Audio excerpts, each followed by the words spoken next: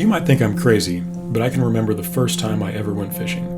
I was probably 4 years old. It's one of the very first memories I can recall.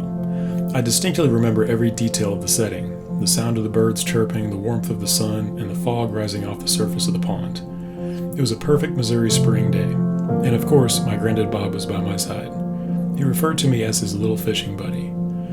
The irony was he continued to call me that even as an adult when I stood a whopping 6'5" compared to his 5'6". From that first trip on, we were inseparable. This is where it all began, where he installed a love of the outdoors and particularly fishing on me.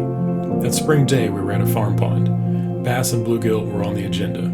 His old Coleman rollover cooler was filled with cheese, crackers, and bottled cokes on ice. I do not recall exactly, but I'm sure he had me rigged up with a night crawler and a bobber. We caught some fish. As always, he filleted them and fried them up for dinner. That was and still is my favorite meal. Fast forward a few years and I can remember standing by my granddad while he was cleaning a mess of bass. He told me it was about time I started to learn to clean fish since I loved to eat them so much. Well, I quipped back, "No way, I'll just become a catch and release fisherman." Ha! Needless to say, that didn't last. He gave me a few lessons with his old wood-handled fillet knife, and I took to it pretty well. There was no way I was going to stop eating fish.